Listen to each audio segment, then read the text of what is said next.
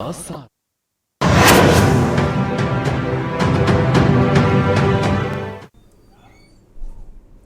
नमस्कार, अभिवादन आपका। मैं दुर्गेंद्र चौहान हूं और आप मंथन देख रहे हैं। वैसे तो बिहार में शराबबंदी है, लेकिन बिहार में शराब से मौत का सिलसिला थमने का नाम नहीं ले रहा है। जेपी की धरती में पूर्ण शराबबंदी है। सरकार का प्रशासनिक अमला जल नभ थल में शराब तस्करी के खिलाफ अभियान चला रहा है।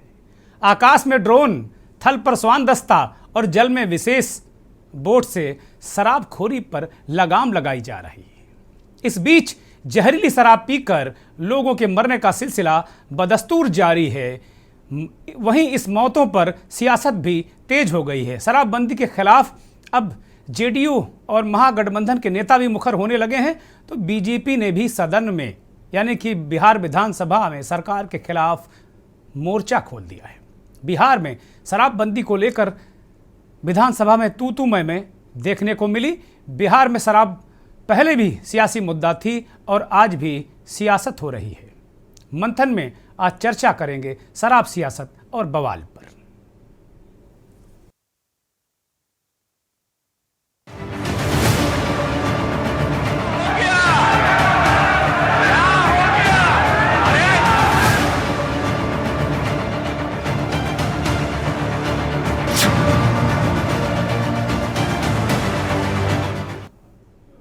अपने 40 साल के राजनीतिक जीवन में ऐसे बहुत ही कम मौके आए होंगे जब नीतीश कुमार विधानसभा के अंदर इस तरह इतने एग्रेसिव, इतने आक्रामक नजर आए हों। बतौर मुख्यमंत्री, वो नेता प्रतिपक्ष नहीं हैं, वो बतौर मुख्यमंत्री इस तरीके के वाकये बहुत कम हुए हैं। बहुत सारी आज जिस तरीके से विधानसभा में उन्होंने रिएक्ट किया, शराबबंदी का जो मुद्दा था उसको लेकर विपक्ष ने हंगामा किया, बवाल किया, उस पर उनका रिएक्शन और उस पर तमाम तरह के रिएक्शन आए कि नीतीश जी अब बुजुर्ग हो गए हैं। खैर, ये बात अलग है।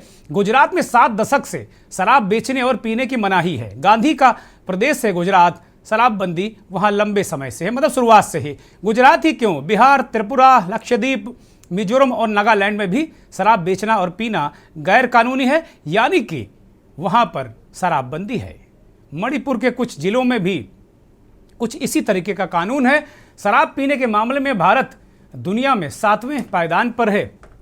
और आप सोच रहे होंगे कि आज अचानक शराबबंदी की बात हम क्यों मंथन में कर रहे हैं, तो इसका जवाब भी है कि जब तक किसी राज्य में कोई ऐसी बड़ी त्रासदी ना हो जाए, तब तक सरकार हरकत में नहीं आती और मीडिया को ये फुर्सत नहीं कि वो इस तरीके के मुद्दे उठाए, क्योंकि उसके पास बहुत सारे मुद्दे हैं। गुजरात से लेकर बिहार तक में पिछले कई दशकों से 2 तरह के शराब माफिया सक्रिय हैं।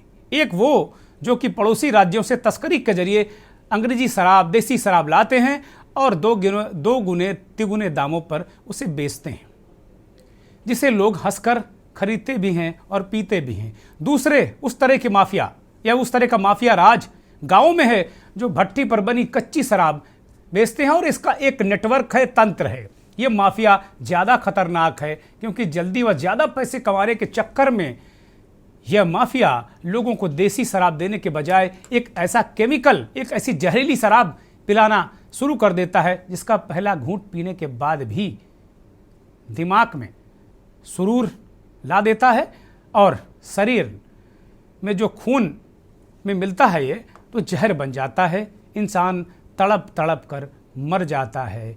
जो बच भी जाते हैं वो जीवन भर इस लायक नहीं बचते हैं कि कुछ कर सकें। बिहार में शराबबंदी के बावजूद घटिया किस्म का कारोबार चल रहा है। जाहिर सी बात है, ये काम घटिया है। जहरीली शराब के कारण आए दिन बिहार में किसी न किसी जिले में लोगों की मौतें हो रही हैं। उसी कड़ी में छपरा जिले के मसरक में और इसवापुर से दर्दनाक खबर आज आई 20 लोगों के मरने की। अब तक ये आंकड़ा 20 का है। जहरीली शराब पीने से 30, अब आंकड़ा बढ़ गया है, हमारे सहयोगी बता रहे हैं। ये अब 30 लोगों की मौत की खबर आ चुकी है अब तक, और ये लगातार मृतकों का आंकड़ा लगातार बढ़ता जा रहा है और ऐसी आशंका है कि ये काफ़ी ज़्यादा भी हो सकता है।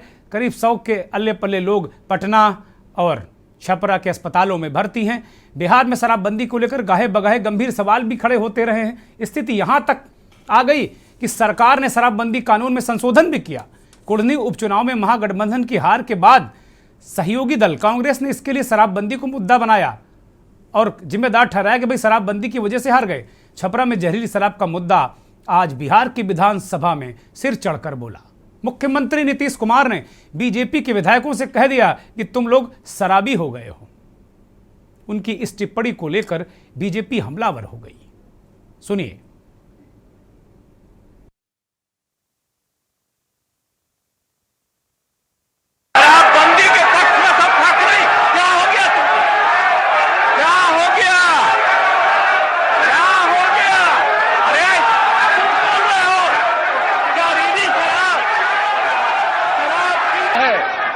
कैसे जीते मार्शल शराब पीता है सभी मार्शल इनके जो पोस्टर है उसको ले लीजिए और तुम्हारे मार्शल को अरेस्ट शराबबंदी के पक्ष में सब खड़े नहीं। क्या हो गया क्या हो गया क्या हो गया? अरे तुम बोल रहे हो क्या रीडी शराब पीता जाता है तो कितना परसेंट हो गया? गंदा काम कर रहे हैं को लीजिए। मतलब है कि तुम ही लोग गड़बड़ करवा रहे हो। सुना आपने किस तरीके से मुख्यमंत्री नीतीश कुमार यहां तक कहे गए कि विपक्ष शराबी हो गया है या आप लोग शराबी हो गए हैं। इस टिप्पणी के बाद ये बहुत ही हीट मूवमेंट था बिहार विधानसभा के अंदर। आज बहुत हीट मूवमेंट था। एक तरफ ये हीट मूवमेंट अंदर चल रहा था और विधानसभा के बाहर भारतीय जनता पार्टी मोर्चा खोले हुए थी। वो तस्वीरें भी देखिए।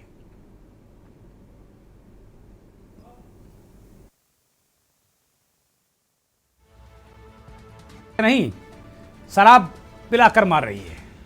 नशे जहरीली शराब से मरने वालों का आंकड़ा, छपरा की घटना को लेकर बवाल मच गया।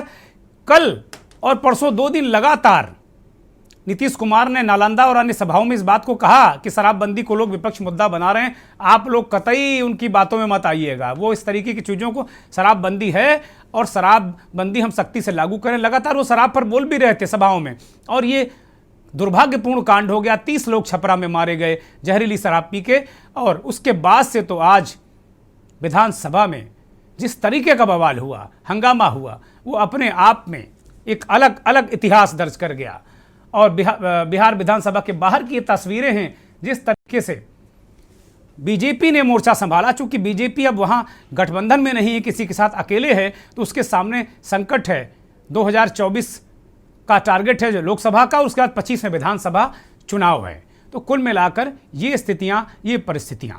अब इस पर बिहार विधानसभा में नेता प्रतिपक्ष विजय कुमार सिन्हा, जिनका नीतीश कुमार से 36 का आंकड़ा है, उनको सुनिए। और फिर महाराजगंज से सांसद जनार्दन सिंह सिग्रीवाल ने भी हमला किया सरकार पर।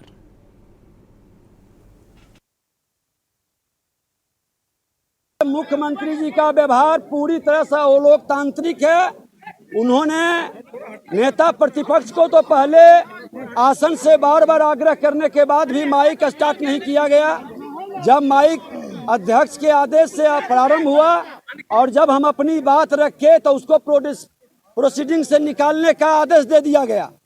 आज सदन के अंदर बिहार में हो रहे शराब से मौत और अपराधियों का बढ़ता मनोबल, हत्या, अपहरण, लूट, बलात्कार चरम पर पहुंचा है। कानून व्यवस्था का राज समाप्त हो गया है।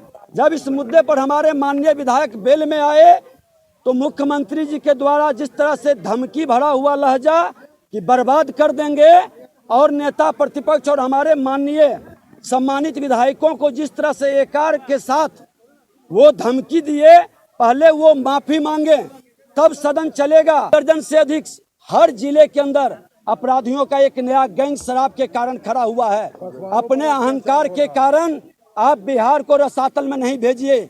भारतीय जनता पार्टी पूर्ण नशाबंदी की मांग की है और नशाबंदी के पक्ष में है, लेकिन नशाबंदी के नाम पर आप गरीबों का दोहन शोषण बंद करिए। आपका तंत्र फेल है, आपकी नीति सफल नहीं होगी कि नीयत में खोट है। इसलिए मुख्यमंत्री जी पहले बहस कराइए कानून व्यवस्था पर, और आप जिस तरह से धमकी दिए हैं और जिस तरह का भाषा का उपयोग किया उसके लिए माफी मांगिए, नहीं तो सदन नहीं चलने देंगे। इस शराब पीने की वजह से जिसमें जहर मिला हुआ था, दर्जनों लोग मौत के घाट उतर गए हैं। दर्जनों ने अपनी आंख खो दिया है और दर्जनों लाश को लेकर के उनके परिजन और गांव वाले लोग रोड पर धरना और प्रदर्शन कर रहे हैं। शराबबंदी एक धोखा है। शराबबंदी के नाम पर बड़े लोगों के माध्यम से और कुछ वहां के प्रशासनिक माध्यम से यह शराब हमेशा चलते रहा है। मैं यह पूछना चाहता हूं कि जब शराबबंदी है तो यह शराब आया कहां से, और इस चीज पर मुख्यमंत्री को इस्तीफा देना चाहिए। इसको स्वयं अपने ऊपर लेना चाहिए कि हम शराबबंदी के तो बहुत बड़े ढोंग रचने का काम कर रहे हैं। आप कहते हैं कि हम एसपी को उस पर करेंगे, हम कहते हैं कि डीएम को करेंगे, लेकिन किसी पर कोई कार्रवाई नहीं होती। आज से 3 महीना पहले लगभग दर्जनों लोग इसी जहरीली शराब की वजह से छपरा में मर चुके हैं, लेकिन आज भी वहाँ एसपी बरकरार है, आज भी वहाँ प्रशासन के लोग बरकरार हैं। यह एसपी के संरक्षण में पूरे जिले में यह शराबबंदी का एक ढोंग रचा गया है। शराबबंदी को माने नकारा गया है और शराब पी करके लोग मौत के घाट उतर रहे हैं। गरीब गुरबे लोग मरे हैं, दलित और पिछड़े मरे हैं लोग। जो उस शराब को पिया वह सबने अपने मौत को माने पुकारा है। मैं पुनः कहूंगा कि मुख्यमंत्री जी इसको अपने ऊपर लीजिए और आप स्वयं इस्तीफा आप दीजिए। आप जब शराबबंदी न कर रहे हैं तो इसका ढोंग क्यों रच रहे हैं?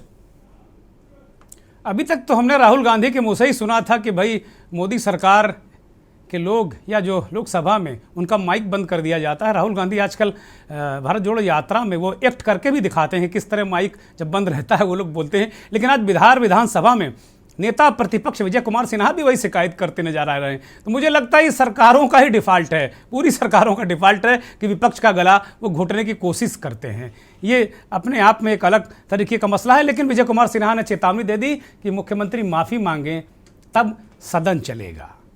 बहुत सारी बातें बीजेपी के लोग कह रहे हैं, लेकिन ये माफिया जो शराब का एक दिन में तो फल फूल गया नहीं।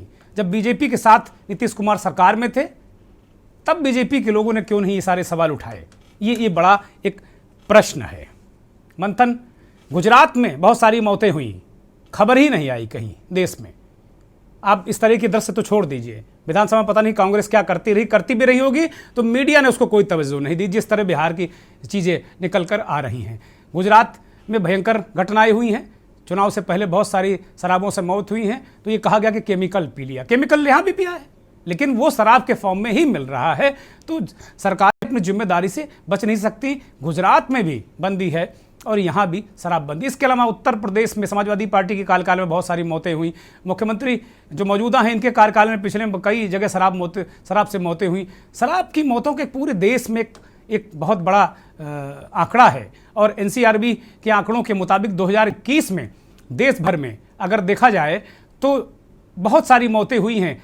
782 मौतें हुई हैं केवल 2021 में। 2022 का भी आंकड़ा अपलोड नहीं हुआ है। पूरे देश में जहरीली शराब से मौतों में उत्तर प्रदेश सबसे आगे है, 137 मौतें हुई हैं। और अलीगढ़ शराब कांड के चलते यूपी शराब के मौतों में 127 के साथ नंबर 1 पर है। पंजाब दूसरे पायदान पर है जहां 108 मौतें हुई हैं और मध्य प्रदेश तीसरे नंबर पर है।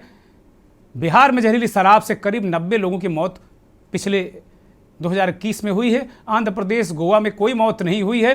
2022 में गुजरात में जहरीली शराब से 37 लोग एक साथ मारे गए थे, बहुत बड़ा आंकड़ा था। तो ये संक्षिप्त आंकड़ा आपके टीवी स्क्रीन पर।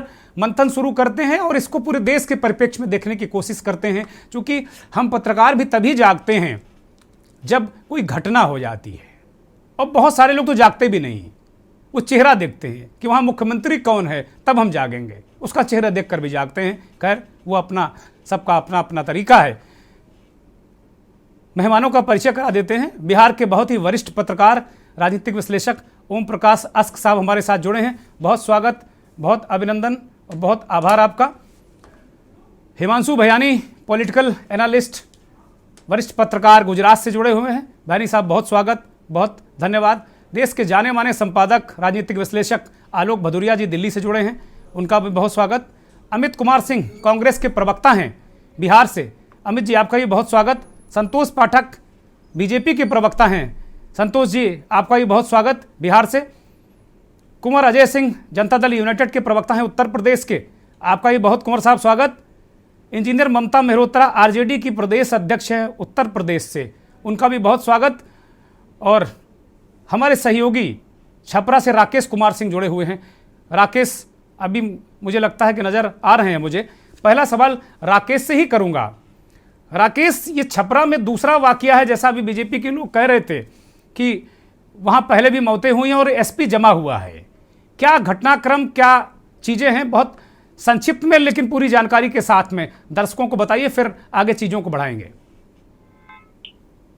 जी देखिए, जैसे कि अभी राजनीतिक पार्टी कहीं ना कहीं ये दावा कर रही है, और ये जो वाकया है ये सही कहा आपने, ये दूसरा ऐसा हुआ है। इससे पहले जो है छपरा के ही मकेर में हुआ था, जो कि मकेर का भी काफी तूल पकड़ लिए हुआ था, और उस समय जो है बीजेपी और जेडीयू गठबंधन में थी, और आज जो है वो कहीं ना कहीं जेडीयू और आरजेडी गठबंधन में आ चुकी है। जैसे कि राजनीतिक पार्टी कहीं ना कहीं राकेश, क्या तब बीजेपी ने इतना हल्ला मचाया था? आपको याद है, आप तो वहां पत्रकार हैं, उस इलाके में देखते हैं छपरा को। जी देखिए, जैसे कि अब जाहिर सी बात है कि अगर राजनीतिक पार्टी कोई भी सत्ता में रहेगा तो तो कभी भी वो सत्ता में जब रहेगा तो कभी भी चाहेगा कि हम अपनी सरकार को बचाएं। कभी भी सत्ताधारी पार्टी अपने सत्ता के समय में नहीं बोल पाए। ये क्या घटना हुई राकेश? अब तक क्या परिस्थितियां हैं? जो बीमार लोग हैं, शराब पीने से बहुत सारे लोगों की आंखें जाने की भी खबर, आंखें चली गई हैं, बहुत सारे लोग मारे गए हैं इस घटना में। देखिए, बीती सोमवार से ये घटना जो है ये पूरा सामने आ रहा है, और लगभग जो है ये पूरा मामला जो है तूल पकड़े हुए है। और सोमवार से जो है अभी तक अगर बात किया जाए आज तक की, तो ऑन रिकॉर्ड जो है 25 से 30 आदमी के मरने की ऐसे 30 का आंकड़ा आ गया राकेश, 30 का आंकड़ा आ गया है बाहर अब तक जी।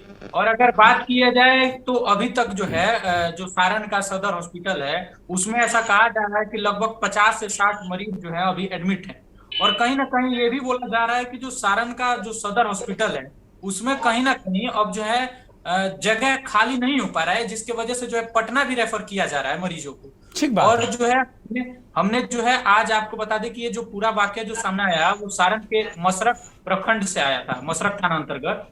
तो वहां तकरीबन हम आज 5 से 6 घंटा में कवरेज कर रहे थे, और वहां पर जब रहे तो देखने को यही मिला कि लगातार मरीज जो है वो शराब पी करके मरीज जो है लगातार आ रहे हैं, और मरीजों को जो है वहां से रेफर किया जा रहा था। मतलब अगर बात की जाए तो मरीजों की संख्या लगातार बढ़ती जा रही है। लेकिन इस पर अगर बात किया जाए तो सभी जितने भी मरीज मरे हुए थे उनके परिजनों ने जो है पोस्टमार्टम के बाद जो मसरख थाना अंतर्गत मेन मार्केट को जो है जाम कर दिया।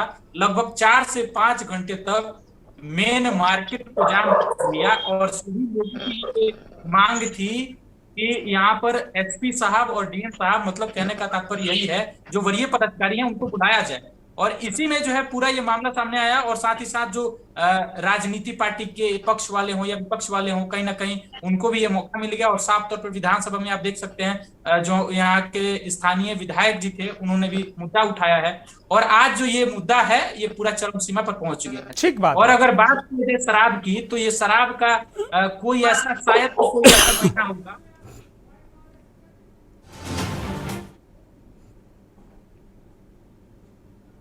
क्या देखने को लगातार मिलती ही रहती है। जी ठीक है राकेश। ओम प्रकाश अस्क साहब के पास जाएंगे। ओम प्रकाश जी, कुल मिलाकर आज विधानसभा में शराब को लेकर हंगामा हुआ। ऐसा लगा कि पहली बार मौतें हुई, इस तरीके से बीजेपी वहां रिएक्ट कर रही है। और अभी हमारे सहयोगी ने इस बात को कहा कि मौतें छपरा में ही पहले हो चुकी हैं, लेकिन उस समय बीजेपी और जेडीयू का गठबंधन था, उस समय इतना हल्ला नहीं था। लेकिन क्या शराब बिहार का आज का सबसे बड़ा मुद्दा है इस वक्त? और क्या वास्तव में वहां की स्थिति परिस्थिति क्या है? क्योंकि आज मैं खबर उत्तर प्रदेश के बलिया से देख रहा था कि वहां कुछ शराब पकड़ी है और कहा जा रहा था कि बिहार जा रही थी। तो ये तस्करी बड़े पैमाने पर हो रही है, इस पर निश्चित तौर पर इसमें कहीं कोई संदेह नहीं है। ओम प्रकाश जी, शराबबंदी को समझने के लिए 3-4 चीजों पर पहले हम लोग चर्चा करने जान लें। एक तो शराब बिहार में बिल्कुल बंद नहीं है, बिक्री खुलेआम है। खुलेआम इन द सेंस कि वो दुकानों पर भले न मिले, लेकिन आप फोन कॉल कर दें तो आपके घर तक वो पहुंच जाएगी, या आप जगह बता दें वहां पहुंच जाएगी। अगर इतनी आसानी है, इसके बावजूद पुलिस नहीं पकड़ पा रही है, ड्रोन और क्या क्या कैमरे लगाए गए और उसका कोई नतीजा नहीं आया, ये सबके सामने। अब शराब आती है जो नेपाल का इलाका है, जो यूपी से सटा हुआ इलाका है, जो झारखंड से सटा हुआ इलाका है, इन इलाकों से शराब की आपूर्ति होती है। इतना ही नहीं, हरियाणा से शराब यूपी होते हुए बिहार में आ जाती है, असम से शराब बिहार पहुंच जाती है। अभी एक व्यापारी पकड़ा गया असम का, जिसकी कुछ फैक्ट्रियां शराब की, उसने बताया कि 100 करोड़ रुपए शराबबंदी के दौरान 1 साल में उसने कमाए हैं बिहार में शराब बेच के। ये आंकड़े हैं, और इस तरह के लोग पकड़े जाते रहे। हरियाणा में भी कुछ बड़े लोग पकड़े गए थे। नीतीश जी इसी में खुश होते हैं कि एक आध किंगपिन पकड़ा जाता है, 20 ट्रक चेक पोस्ट से पास होते हैं, 19 पर माल पास हो जाता है, 1 पकड़ा जाता है। इसकी मोडस ऑपरेंडी समझने की मैंने कोशिश की कि हरियाणा से शराब क्यों आती है, यूपी से क्यों नहीं आती। पता ये चला कि हरियाणा से जो शराब ट्रकों में लाद के वहां से भेजते हैं लोग, तो वहां जिस गाड़ी पर वो लोड होता है, उस गाड़ी के ऑनर को कह दिया जाता है कि आप पूरी गाड़ी की कीमत आपको हम दे देते हैं, गाड़ी पकड़ी गई तो आप भूल जाइए और हमारी शराब जब्त हो जाएगी। लेकिन नहीं पकड़ी गई तो किराया भी आपको मिल गया और हमारा माल पहुंच गया, गाड़ी भी आपकी रही। तो इस तरह से सप्लाई चेन बना हुआ है। और ये ऐसा नहीं है कि मैं जान रहा हूं, मैं तो एक पत्रकार हूं, पूरा तंत्र जान रहा है, और पूरा तंत्र नहीं जानता तो ये चीजें नहीं होती। दरअसल ये शराब पीकर मरने वाले लोगों में जो बात बार बार हो रही है, और ये 2016 से लगातार हो रही है। एनसीआरबी की जो आंकड़े आप बता रहे थे, जिसमें यूपी नंबर 1 पर 131 के फिगर के या 132 का फिगर जो आप बता रहे थे, सच्चाई यह है कि इस साल ही 100 से ज्यादा लोग मारे गए हैं बिहार में। अगर 6-7 साल का आंकड़ा जोड़ दें तो ये 500-700 90 हमने भी बताया आस्क जी, इस बार का आंकड़ा हमने 90 बताया कि 90 लोग मरे हैं अब तक। अब 10-15 आगे पीछे हो सकता है। सिर्फ हम अभी निकाल रहे थे कहीं 70 लोग तो अभी तक मर चुके हैं सारण में, गोपालगंज में लोग मरे थे, मतलब इस साल का आंकड़ा अगर आप कह रहे हैं तो ठीक है 70 लोग, लेकिन अभी भी हो चुके हैं 20 अगल बगल के होंगे। अभी मरने वालों को सिलसिला जारी है, हो सकता है कि यूपी को इसी दिसंबर में वो क्रॉस भी कर जाए। ठीक बात, दुर्भाग्य से ठीक बात। इस पर एक रिएक्शन ले लेते हैं। कुंवर अजय, जनता दल यूनाइटेड के प्रवक्ता नेता हमारे साथ जुड़े हैं। कुंवर साहब, इतना भयानक तस्करी हो रही है और बीजेपी बुरा क्या कह रही है, गलत क्या कह रही है? भाई तस्करी आप रोक नहीं पा रहे हैं, ड्राई स्टेट है, उसके बाद शराब खुलेआम बिक रही। अस्क साहब बहुत बड़े वरिष्ठ पत्रकार हैं और उसको लेकर फिर तुर्रा भी है। मुख्यमंत्री जी विधानसभा में विपक्ष की आवाज बंद करने की कोशिश कर रहे हैं। दुर्गेश जी, सबसे पहले तो आपके माध्यम से मैं इस संवेदनशील हादसे को, इस हादसे में मरने वाले और उनके परिवार के प्रति हमारी सहानुभूति है। पर रही बीजेपी की बात, तो इनकी स्थिति यह है कि इनके अस्तित्व पे खतरा है। अब ये शराबबंदी को मुद्दा बना रहे हैं। इन्हें स्वयं मालूम होना चाहिए कि ये शराबबंदी जिस समय हुई थी उस समय हमारे सरकार के साथ थे, और आज शराबबंदी के मुद्दे बना रहे हैं। और इस मुद्दे को स्पष्ट माननीय मुख्यमंत्री श्री नीतीश कुमार जी ने स्पष्ट कहा है। उन्होंने कोरोना पीरियड में, जब देश की सारी सरकारें अपनी अर्थव्यवस्था को लेकर चिंतित थी, भारत सरकार ने अपना आबकारी नीति के में बदलाव करके और जल्द से शराब की दुकानें खोल दी, यानी बेवड़ों के भरोसे पूरे देश को छोड़ दिया। उस परिस्थिति में भी हमारे माननीय नीतीश जी ने शराबबंदी को ज्यों का त्यों रखा, और आज भी एक कृत संकल्प है, इनका संकल्प दृढ़ है कि शराबबंदी को हम ज्यों की त्यों रखेंगे, शराबबंदी हम करके रहें। अब इसमें सोचने वाली बात यह है कि इस शराबबंदी के बावजूद वहां शराब आती कहां से, और इसमें लोग लिप्त कौन है, कौन से लोग इसमें लिप्त हैं। तो जब तक ये हमारे साथ रहे हैं, यानी सरकार के साथ बीजेपी के लोग रहे हैं, तब तक उनको किसी प्रकार का कोई कष्ट नहीं था। लेकिन इनका सबसे बड़ा जो इनकी रणनीति होती है, ये साम दाम अर्थ दंड विभेद सब तरीके से अपनाते हैं। अब ये शराब की नीति पे, ये शराब माफियाओं से मिलकर के ये इस शराब तस्करी में इनके तथाकथित जो नेता हैं, मैं सबको नहीं कह रहा हूं, लेकिन इनके कुछ तथाकथित नेता इसमें शामिल होकर के इन हादसों को सुनियोजित ढंग से कराते हैं। और बड़ा आरोप है कुंवर अजय, आपका बड़ा आरोप है। एक ब्रेक का इशारा हो रहा है, मैं ब्रेक ले रहा हूं और ब्रेक के बाद लौटूंगा। तो ये बहुत बड़ा आरोप है कि भाई भारतीय जनता पार्टी के नेता ऐसा करते हैं, तस्करी कराते हैं, वो आपके नेताओं पर आरोप लगाते हैं। और मुझे लगता है कि शराब एक राष्ट्रीय मुद्दा बनता जा रहा है। दिल्ली में मनीष सिसोदिया, शराब नीति लगातार, ईडी सीडी बीडी जो भी लगातार चलता रहा। पंजाब में शराब को लेकर बवाल मचता है। हरियाणा की शराब पूरे देश में प्रसिद्ध है कि भाई हर जगह हरियाणा की शराब। वास्तव में शराब और राजनीति, इसको मुझे लगता कुछ घालमेल करने की कोशिश की जा रही है। आप देख रहे हैं के न्यूज खबरों। मुझे लगता है कि शराब एक अनसुलझा और राष्ट्रीय मुद्दा बन गया है।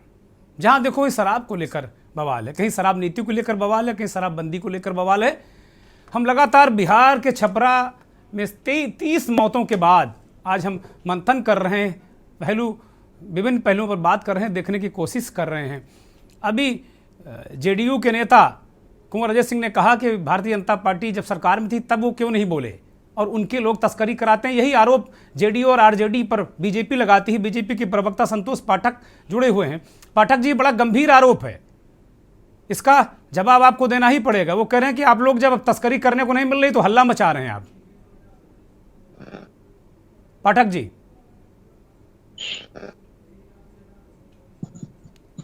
संतोष पाठक जी, सुन पा रहे हैं आप मुझे?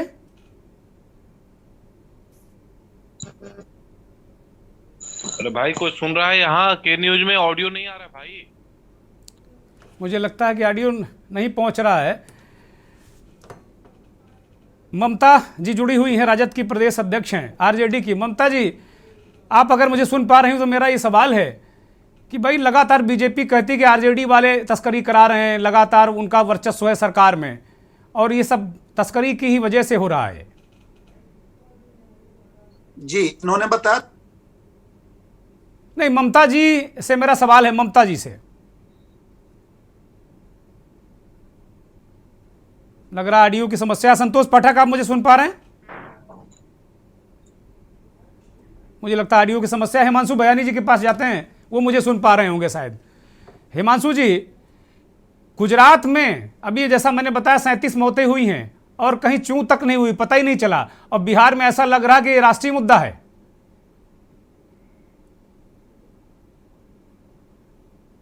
हिमांशु बयानी जी, देखिए, आपकी आवाज सुनाई नहीं दे रही थी, तो आप अगर क्वेश्चन रिपीट करेंगे तो समझ में मैं कह रहा हूं कि अगर गुजरात में 37 मौतें हो जाती हैं ठीक चुनाव से पहले, तो कहीं पता नहीं चलता कहां मौतें हुई, और बाद में कहा जाता है कि ये केमिकल पीकर लोग मर गए। और बिहार में अगर मौतें हुई, मौतें हैं, बहुत दुखद हैं, इसमें कोई डिफेंड करने की किसी को जरूरत नहीं। लेकिन अब ऐसा लग रहा है कि शराब राष्ट्रीय मुद्दा है और दोनों स्टेट में ड्राई है, शराबबंदी है। देखिए, गुजरात की जो घटना हुई है उसमें तो करीबन 40 से ज्यादा मौत हुई थी, और सबसे बड़ा जो अभी तक ये चीज है कि उसका जो मेन आरोपी है समीर पटेल, अमोस कॉर्पोरेशन का जो मालिक है, जिसका ये मतलब केमिकल की बात है कि केमिकल पीने से मतलब जो मेथनॉल पॉइजनिंग इंसिडेंट उसको कहा जाता है, तो वो अभी एब्सकॉन्डिंग है। और Gujarat ATS, Gujarat police, crime branch सब मिलकर उसको अभी पकड़ नहीं पाए। और ये सब मुद्दे में एक चीज बहुत कॉमन है कि अगर शराबबंदी है किसी स्टेट में, अगर कोई स्टेट ड्राई स्टेट है, तो वहां पे पहले तो शराब आती किस तरीके से है, तो ये सबसे बड़ा मुद्दा है। और गुजरात, हालांकि गुजरात में समस्या ये है कि गुजरात ऐसा स्टेट है जो 3 और स्टेटों से घिरा हुआ है जहां पे शराबबंदी नहीं है, मध्य प्रदेश, राजस्थान और महाराष्ट्र। और उसके पास एक जल सीमा भी है, तो जल सीमा से भी ये तस्करी, शराब की तस्करी होती है। तो ये बहुत बड़ा चैलेंजिंग इश्यू है गुजरात में। और शराब की जो मतलब कहा जाता है कि शराब की जो आमदनी है, शराब की जो हफ्ताखोरी चलती है सिस्टम में, वो इतनी बड़ी है कि कोई इसको लीगलाइज करना नहीं चाहता है, और ये ड्राई स्टेट ही रहेगा। और ड्राई स्टेट होने के बावजूद ऐसी सब घटनाएं सामने आती है, और खास करके जो जहरीली शराब, ये मुझे लगता है ये बहुत ही जिसको बोले आपकी ऐसे जहरीली शराब के अड्डे कई जगहों पे चलते हैं। खबरें आई तब कई जगहों पे उसको ध्वस्त किया गया, नुकसान किया गया, लेकिन फिर से ज्यों का त्यों जैसे है वैसे ही सब चल रहा है। तो मुझे लगता है government, state government, central government, ये ड्रोन वगैरह से जो मॉनिटरिंग, गुजरात में भी यही बात आई थी कि ड्रोन से मॉनिटरिंग होगा और शराब की भट्टियों को ध्वस्त किया जाएगा, लेकिन ऐसा कुछ फिलहाल दिख नहीं रहा है कहीं पे ग्राउंड पे भी। तो मुझे लगता है लॉ एनफोर्समेंट ड्राई स्टेट को लेके, ड्राई स्टेट के मुद्दे को लेके, या ये शराब की जो शराबबंदी उसको लेके कहीं ना कहीं मुझे लगता है ब्लूप्रिंट। हिमांशु जी, आपको याद पड़ता है क्या कि जिस तरह बीजेपी बिहार विधानसभा में हंगामा कर रही, बवाल कर रही है, क्या कांग्रेस ने इस तरीके का कोई आंदोलन वहां किया था? बिल्कुल, कांग्रेस ने भी किया था, आम आदमी पार्टी ने किया था। हालांकि इलेक्शन थे और ये मुद्दा उसके पहले हुआ था, तो सभी पार्टियां सक्रिय थी इस मुद्दे को लेके, और पार्टीज का प्रेशर इतना था, पॉलिटिकल पार्टीज का प्रेशर इतना था कि उसकी वजह से पुलिस ने कहीं कहीं जाके, मतलब जिस तरीके से वहां पे कुछ हूच बन रही है या कहीं पे कुछ जत्था लगा है तो वो डिस्ट्रॉय भी किया था। और सबसे बड़ी चीज, वहां पे टेलीविजन मीडिया भी साथ में गया था ये दिखाने के लिए, लेकिन उसके बाद जिस तरीके से मैं सुन रहा हूं कि वैसा का वैसा माहौल बन गया है। सबसे बड़ी जो त्रासदी अगर हम देखें तो क्या है कि कहीं ना कहीं पूरा एक सिस्टम इतना करप्ट कर दिया गया है कि सबको उस पे से पैसे मिलते हैं। तो इस मुद्दे के बारे में कोई बात करना नहीं चाहता है, अगर हो रहा है तो अपनी आंख बंद करके चला लेते हैं, और इसमें पूरा करप्ट सिस्टम बैठ गया है जिसमें से हर कोई कमा रहा है। तो मुझे लगता है लॉ एनफोर्समेंट शराब को लेके, खास करके ये जो जहरीली शराब है उसको लेके बहुत स्ट्रिक्ट होना चाहिए, ऐसा तो मेरा बिल्कुल मानना है। हालांकि ये गुजरात में जो इंसिडेंट हुआ उस समय पे इन्फोर्समेंट बहुत ही स्ट्रांग था, पॉलिटिकल प्रेशर भी था, लेकिन उसके बाद जो का तो जैसा का आपने इन्फोर्समेंट पर बयानी साहब ये कहा कि पॉलिटिकल प्रेशर के इन्फोर्समेंट हो, मैं दूसरी तरीके से इसको सोच रहा हूं, इसको दूसरी तरीके से मैं समझने की कोशिश कर रहा हूं कि क्या ऐसे धंधे बिना पॉलिटिकल प्रेशर के, क्या किसी बिना पॉलिटिकल संरक्षण के चल सकते हैं क्या? नहीं, वही मैं बता रहा हूँ ना, पूरी सिस्टम ऐसी करप्ट होगी। देखिए, मैं मतलब किसी के ऊपर इल्जाम नहीं लगा रहा हूँ, पर आज पत्रकारिता भी अगर आप देखेंगे, जिसे हम गोदी मीडिया कहते हैं, ठीक है गोदी मीडिया जो भी है जिस तरीके से, लेकिन आज मैं देख रहा हूँ इलेक्ट्रॉनिक मीडिया में जिस तरीके से यंगस्टर्स आ रहे हैं जो उनको मतलब एक अपना चेहरा दिखाना है, जर्नलिज्म, पत्रकारिता नहीं करने, तो वो कहीं ना कहीं, जैसे मैं मानता हूं कि व्यवस्था से अगर कोई अपराधी पैदा होता है तो लॉ एंड ऑर्डर है उसको एड्रेस करने के लिए, लेकिन जब अपराधियों की व्यवस्था हो जाए तो आज ये पत्रकार गलत करते हैं, गलत तरीके से पैसे लेते हैं, गलत तरीके से हफ्ते लेते हैं पुलिस से, सबके शराब वालों से, जिस जगह से, लेकिन उनको इसका कोई मलाल नहीं है, उनको लगता है ये सही कर रहे हैं। तो मुझे लगता है कि लॉ एनफोर्समेंट, सिविल सोसाइटी, अगर ऐसे कोई जागरूक एडवोकेट्स है, इनको आगे आना पड़ेगा और इन मुद्दों को टच करना पड़ेगा। सबसे बड़ी चीज सिविल सोसाइटी को कहीं अगर दिख रहा है तो इसके ऊपर मतलब एक जनता रेड करके पुलिस के ऊपर प्रेशर लाना पड़ेगा, सिस्टम के ऊपर प्रेशर लाना पड़ेगा कि ये बंद करवाई। ठीक बात है। आलोक जी के पास जाएंगे।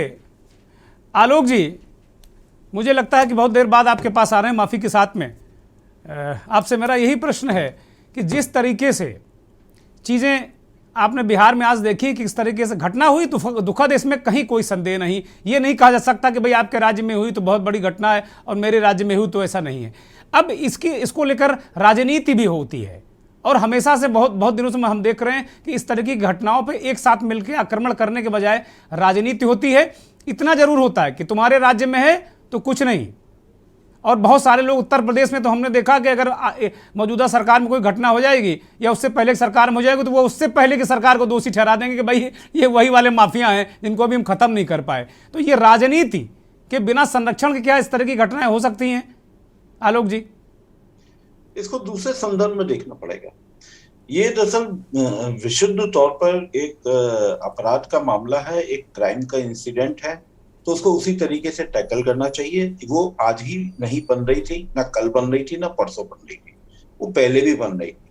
सवाल है कि वहां पे जो एक आईएएस बैठे हुए हैं जिला के अंदर, वो क्या करते हैं? वो रोज मीटिंग करते हैं, हफ्ते में मीटिंग करते हैं, और लेकिन मीटिंग करने के बाद में वो करते क्या है? तो सवाल है कि इसमें नौकरशाह की जिम्मेदारी से आप बरी नहीं कर सकते। सिर्फ आप राजनेताओं को अगर हम कहेंगे तो हम उसको संपूर्णता के साथ इस मामले को नहीं देख पा रहे हैं। अब सवाल यह है कि ब्यूरोक्रेट भी क्या करें, अब वो भी देखना पड़ेगा। भाई शराब की खपत लगातार बढ़ती है। अगर आप रेवेन्यू की अगर बात करें तो अगर ऑल इंडिया लेवल पे अगर आप देखते हैं तो इसका रेवेन्यू इसका करीब 12.5% आ रहा है। तो टोटल जो इकट्ठा होता है शराब का बहुत बड़ा रेवेन्यू, 12.5%। उसी में अगर आप अलग अलग जाएंगे तो खपत के मामले में बहुत सारे लोग पी रहे हैं। और आप शहरी क्षेत्र से ज्यादा ग्रामीण आबादी के लिए, अगर वो ग्रामीण आबादी का लेते हैं तो वो प्रतिशत आता है, एक NFSHS का सर्वे आया था 5 नंबर का, उसमें यह है कि ग्रामीण क्षेत्रों में आया था 19.9% आबादी पी रही है और शहरी क्षेत्र में कम। आलोक जी, कई ऐसे स्टेट भी, माफी के साथ मैं अपनी बात ऐड कर रहा हूं, कई ऐसे स्टेट हैं, हरियाणा, उत्तराखंड, हिमाचल, अगर यहाँ सरकारें शराब को लेकर अगर सख्ती कर दें, बंदी कर दें, तो वो उनको लगता है हमारे वोट संकट में ना आ जाए कहीं। अभी आप कोरोना में देखा कि हरियाणा को खोलना पड़ा, उत्तराखंड को खोलना पड़ा। तो इसके लिए हमको वो देखना पड़ेगा, जब अभी एक हम मजबूत नेतृत्व की बात करते हैं तो कृपया हमको कोई ये समझाए, चाहे वो राजनीतिक नेतृत्व हो, चाहे वो नौकरशाही, चाहे कोई भी हो, समझदार आदमी हो चाहे बिना समझदार हो, वो ये समझाए कि GST से शराब को क्यों बाहर रखा गया। पहली बात तो ये। अब आप सारा का सारा जोर आप ये सब उस पर डाल देते हैं कि वो देशी शराब पी रहे थे, वो केमिकल पी रहे थे, वो ये कर रहे थे। भाई गरीबी कितनी है आप ये भी तो देखिए। एक तरफ आप छोड़ दे रहे हैं उनको, फिर वो दूसरी तरफ उनको आप निशाना बना रहे हैं। बनाइए निशाना, बिल्कुल सही है, बनाया जाना चाहिए, लेकिन उस अधिकारी के ऊपर क्या कार्रवाई हुई? वहां पे एक कमिश्नर भी बैठता है, मंडल स्तर पर कोई कार्रवाई हुई? चाहे वो गुजरात के भी हमारे साथी बैठे हैं, हिमांशु जी, वो बता दें किसी कमिश्नर के ऊपर कार्रवाई हुई, किसी IAS के ऊपर कार्रवाई हुई? नहीं हुई। अरे और तो छोड़िए, अभी तो ये मोरबी वाले मामले में बैठे होंगे, जरा बताइए किसी बड़े अधिकारी के खिलाफ कार्रवाई हुई? नहीं हुई। तो सवाल यह है कि जब कार्रवाई नहीं हुई तो ये महत्वपूर्ण है। आज घटना हुई, आज जाके, जैसा आपने विषय प्रवेश का, बहुत अच्छी बात है, आज घटना होती है, हम आज जाते हैं। देखिए, कभी भी आप अभियान चलाकर किसी भी समस्या को आप दूर नहीं कर सकते, चाहे वो ट्रैफिक की हो, चाहे अतिक्रमण की हो, चाहे किसी भी समस्या हो। आपको वो रोजमर्रा की जिंदगी में वो लाना पड़ेगा। अगर वो अधिकारी बैठे हैं, मेरा मानना है पूरी तरह नौकरशाहों को जवाबदेह बनाया जाना चाहिए। और राजनीतिक करते हैं, देखिए राजनीति को मैं नहीं मानता। अब सवाल है कि अगर वो मोरबी में भी अगर 135 वोटों के बाद में भी अगर कोई विधायक जीत जाता है तो इसमें राजनीति में क्या उस नेता को दोष देंगे?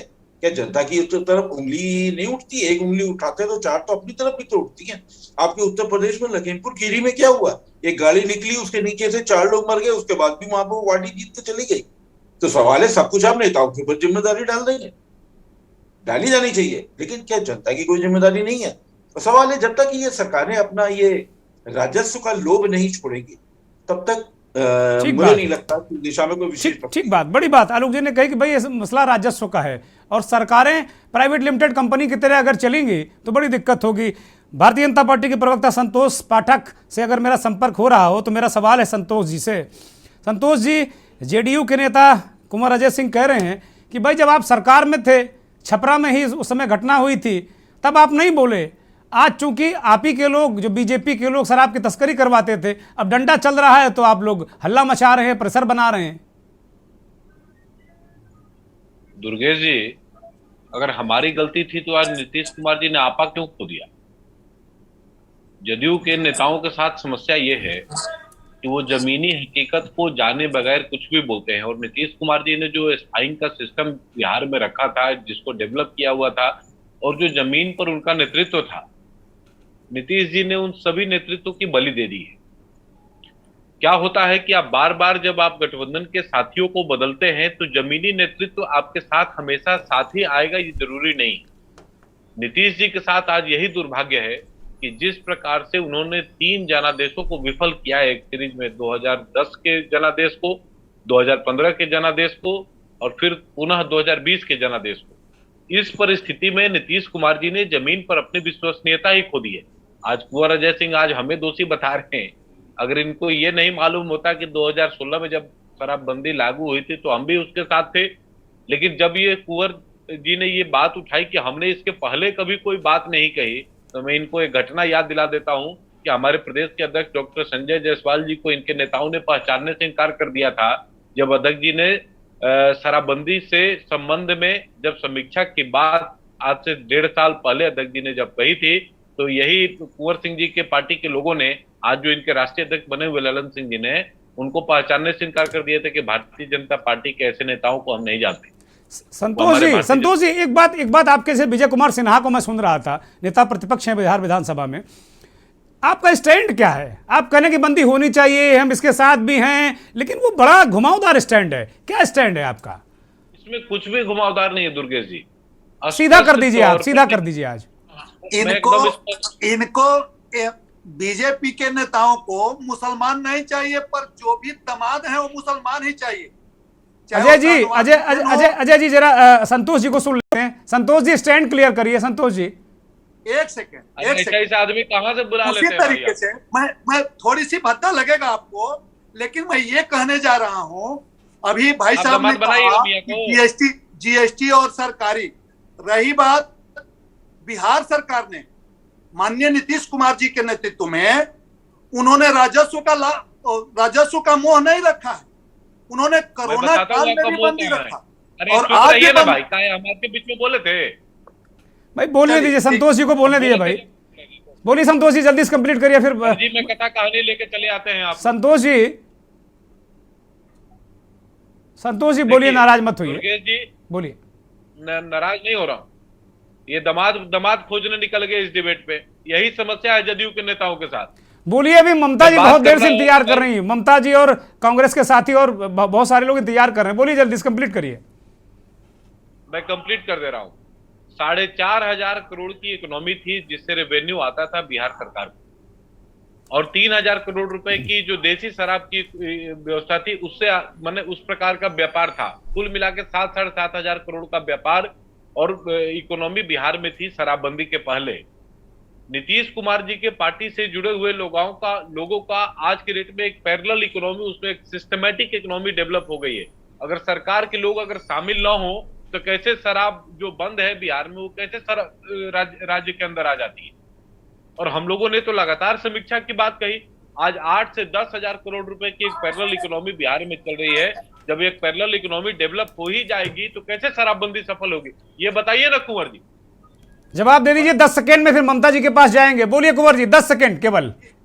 बस इनके पास सबसे बड़ी दिक्कत इसी बात का है, जो इनके साथ है वो वाशिंग मशीन। बीजेपी के पास वाशिंग मशीन है, जो इनके पास चला जाएगा वो सब पर खो जाएगा। यही समस्या है जदयू को। चलिए ठीक है, आप दोनों की बातें आ गई। ममता जी के पास चलते हैं। ममता जी आरजेडी के नेता हैं। ममता जी, ये कहा जाता है कि भाई आप लोग अब जब सरकार में नीतीश जी के साथ आ गए तो अब ये काम आप लोग करा रहे हैं। आप जो आरजेडी के लोग हैं वो सब अब तस्करी में लिप्त हो गए। बीजेपी के लोग लगातार इस बात को कह रहे हैं। और इसमें अगर मान लो कल तेजस्वी यादव नेता प्रतिपक्ष थे, यही नीतीश कुमार थे, उस वक्त भी नीतीश कुमार इसी तरीके से एक मसले पर झपटे थे और विजय कुमार सिन्हा साहब विधानसभा के अध्यक्ष थे, उस दौरान भी इसी तरीके का सीन नजर आया था। और अब आज आप लोग सरकार में हैं। कुल मिलाकर अगर देखा जाए तो बुराई क्या इसमें? अगर विपक्ष तो बात कहेगा ना, अगर 30 मौतें हो गई तो विपक्ष सवाल उठाएगा। देखिए, कहना और करने में फर्क होता है। कहने से कोई बात साबित नहीं होती है। वैसे भी माननीय मुख्यमंत्री नीतीश कुमार जी ने वैसे ही आदेश दे रखा है इसके बारे में घटना को जानकारी करने के लिए जो भी आए हैं, जो जाएंगे, उनकी जानकारी तो होगी ना। उन्होंने तो पहले ही आदेश दे दिया ना सबको कि इस घटना पे जो भी घटना हुई है ना तो उनकी वजह से हुई है ना किसी की वजह से, वो सिस्टम की प्रॉब्लम है। उन्होंने तो जो भी सिस्टम है वो बना सकते हैं, सिस्टम में जाके उसको चेक नहीं कर सकते, सिस्टम में रह के उसको नहीं देख सकते। सिस्टम बनाई जा सकती है, उनके पास और भी काम होता है। जी, मुख्यमंत्री है वो, he is the system in Bihar, वही सिस्टम है। ठीक बात है, ठीक बात। ममता जी की बात आ गई। अमित कुमार सिंह कांग्रेस के प्रवक्ता हैं बिहार के। अमित भाई, कांग्रेस का क्या नजरिया है इस पर शराबबंदी को लेकर? जाहिर सी बात है कि आप सरकार में हैं तो उनके साथी होंगे, लेकिन अगर कोई अलग नजरिया रखते हो शराबबंदी को लेकर, और इस तरीके की घटनाएं लगातार हो रही हैं और आप भी सरकार में तो आप भी उतने ही जिम्मेदार हैं, अमित कुमार सिंह। देखिए, सरकार में पार्टियों का गठजोड़ है और सवाल उठता है कि बिहार में शराबबंदी से मौतें हुई है, देश में अलग अलग राज्यों में भी शराब पीने से, जहरीली शराब पीने से मौत होती है इसमें। लेकिन ये सबको दुख लगता है, सबको बुरा लगता है, चाहे वो कांग्रेस हो, भाजपा हो, राजद हो, यानी कोई भी पार्टी हो, आपको, हमको, सबको बुरा लगता है कि देखो इतने लोग चले गए। अब बात है कि बिहार में शराबबंदी के सपोर्ट में है या विपक्ष में है। अगर तो हम ये कहें कि बिहार में शराबबंदी के हम सपोर्ट में है तो फिर आप कहेंगे फिर कांग्रेस के राज्य जहां पे हैं वहां पे आप कैसे शराब बेचते हैं। ये शराब का जो मसला है वो नीतीश कुमार जी का ये ड्रीम प्रोजेक्ट है। हमारे राज्य के मुखिया का ये मानना है कि हम बिहार में शराब को नहीं बेचेंगे, लेकिन इसके बावजूद भी शराब बिकती है बिहार में। हम ये नहीं कहेंगे कि सरकार के लोग शामिल हैं कि भाजपा अरे वो कह रहे हैं बीजेपी की प्रवक्ता कि भाई 8,000 करोड़ की इकोनॉमी डेवलप कर दी है आप लोगों ने, एक अलग इकोनॉमिक स्टेट चला रहे हैं। देखिए भाजपा, सुनिए बता रहे हैं मैडम, भाजपा के लोग क्या कह रहे हैं, प्रवक्ता क्या कह रहे हैं, ये जब सट जाते हैं तो सब ठीक है, हट गए तो इकोनॉमिक डैमेज हो रहा है, सट गए तो इकोनॉमिक बन गया, हट गए तो इसलिए बचा रहे हैं नीतीश कुमार जी को। सुनिए ना सर जी, आप ना 1 घंटा में 45 मिनट हम सुने हैं, आप लोग सब्र करिए, हम बोलिएगा। नीतीश कुमार को बचाने के लिए थोड़ी गठबंधन हुआ है, या किसी को बचाने के लिए थोड़ी सरकारें चल रही। एक मिनिमम ये सपोर्ट में है कि हाँ भाई सांप्रदायिक ताकतों को रोकना है, देश में दंगा नहीं फैलने देना है, झूठे लोगों को रोकना है, रोजगार के नाम पर, जीएसटी के नाम पर। सुनिए ना, वही ना अमित को बोलने दीजिए भाई, अमित को अपनी बात रखनी थी, फिर आप रिएक्ट करिएगा। अमित बोलिए।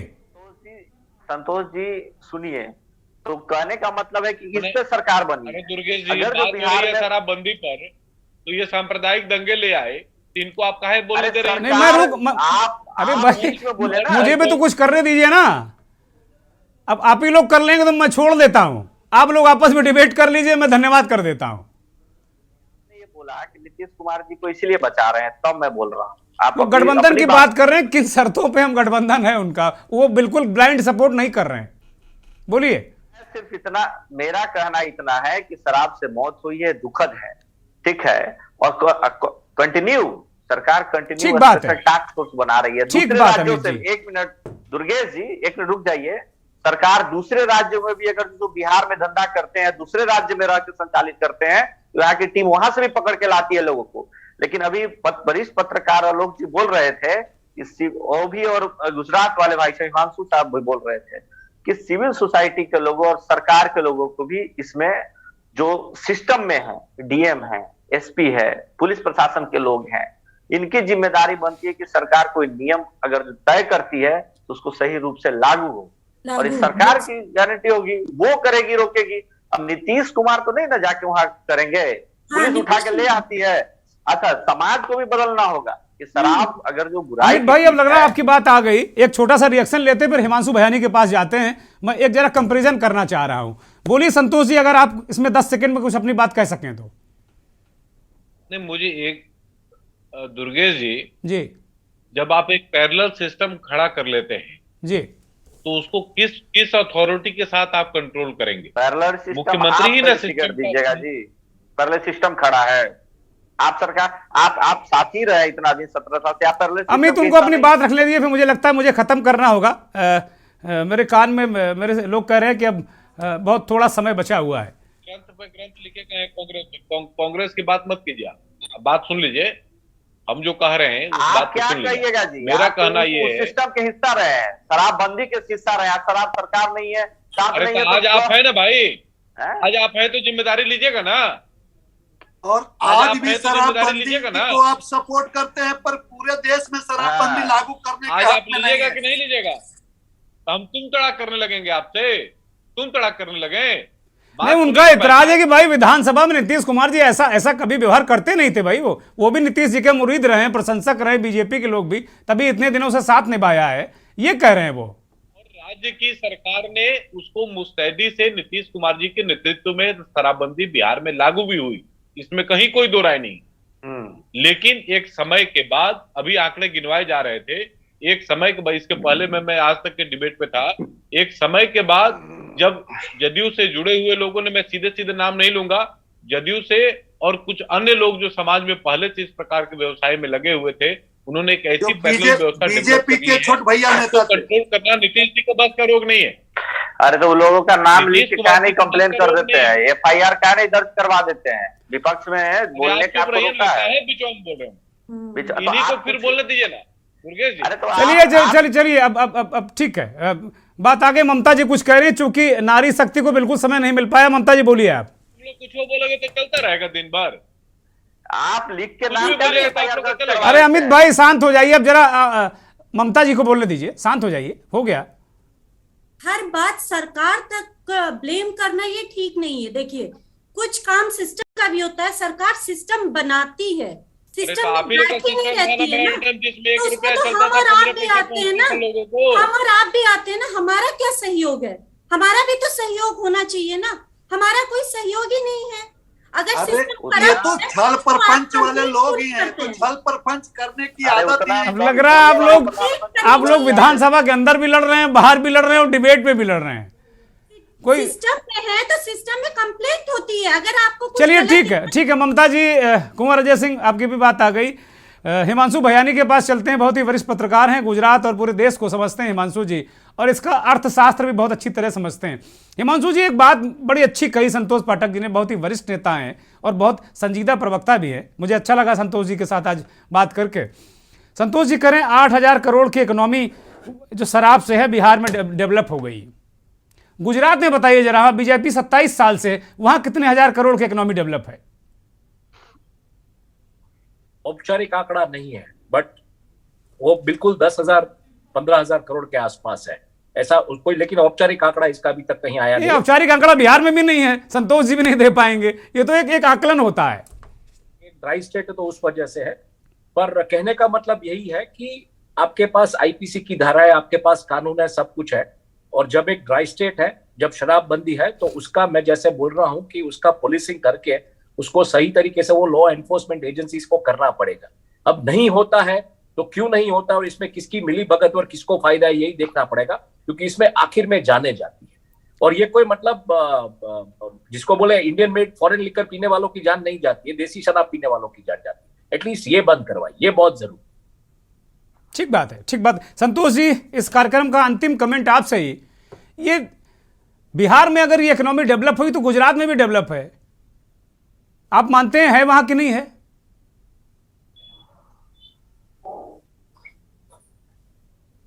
आवाज नहीं आ रही संतोष जी, अनम्यूट करिए।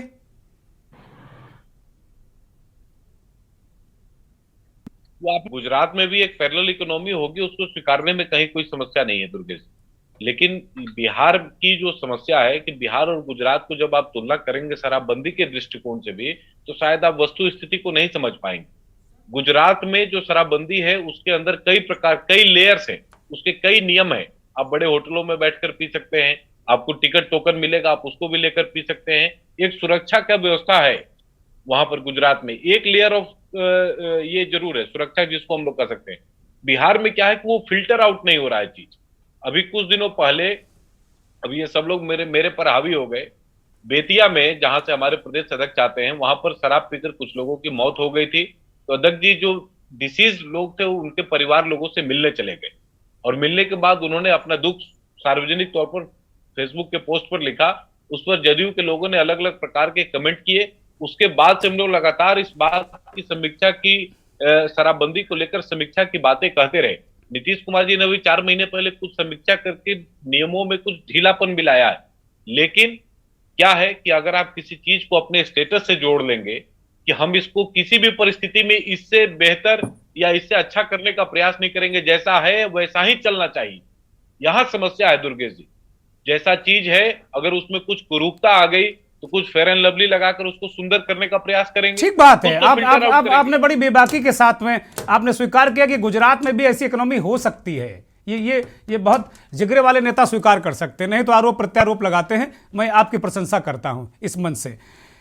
जेडीयू के प्रवक्ता कुंवर अजय जुड़े हुए हैं। भाई बताइए, आप फेयर एंड लवली क्यों लगा रहे हैं? बस 10 सेकेंड में खत्म कर रहा हूं इसके बाद।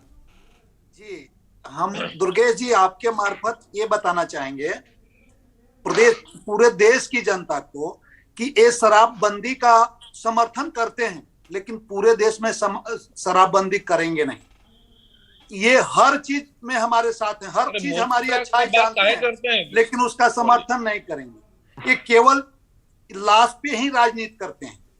समय समय पे सुनियोजित ढंग से कोई ना कोई कांड कराते रहते हैं, जिसमें पूरे देश में कहीं ना कहीं कुंवर जी बोल दिया ना, आपका बात आ गया जी। नहीं, सुनने की क्षमता रखिए, सुनने की क्षमता रखिए। अब वक्त खत्म हो रहा है, माफी के साथ में वक्त खत्म हो रहा है। अब बस खत्म कर रहा हूं। पूरे देश में ये केवल झूठ के बल पे ही आया। चलिए ठीक है, और ठीक है, ठीक है। इनके सारे एक लाइन बोलना सिस्टम को देश की जनता अब समझ चुकी है। ठीक है कुंवर अजय, मैं एक लाइन संतोष जी को दूंगा, फिर कार्यक्रम खत्म करूंगा। संतोष जी बोलिए। अभी नालंदा में अभी से 2.5 महीने पहले नीतीश जी के अपने गृह जिले में 50 लोग दारू पीकर मरे थे, 50 लोग, और नीतीश कुमार जी ने उसको रिपोर्ट भी दर्ज नहीं करने का आदेश दिया था। सभी लोगों के यहाँ जाकर डीएम और एसपी ने बहुत शुक्रिया, सभी मेहमानों का बहुत शुक्रिया, हिमांशु जी का शुक्रिया, संतोष पाठक जी का शुक्रिया, अमित कुमार सिंह का बहुत शुक्रिया, कुंवर अजय और ममता जी और आलोक भदौरिया जी का भी बहुत बहुत शुक्रिया, और बहुत बहुत धन्यवाद उन करोड़ों दर्शकों का जो के न्यूज़ को देखते हैं, हमारे इस खास कार्यक्रम मंथन को देखते हैं। अब वक्त चलते चलते का, और चलते चलते में बात भारत जोड़ो यात्रा की। भारत जोड़ो यात्रा लगातार बढ़ती जा रही, इन दिनों राजस्थान में है।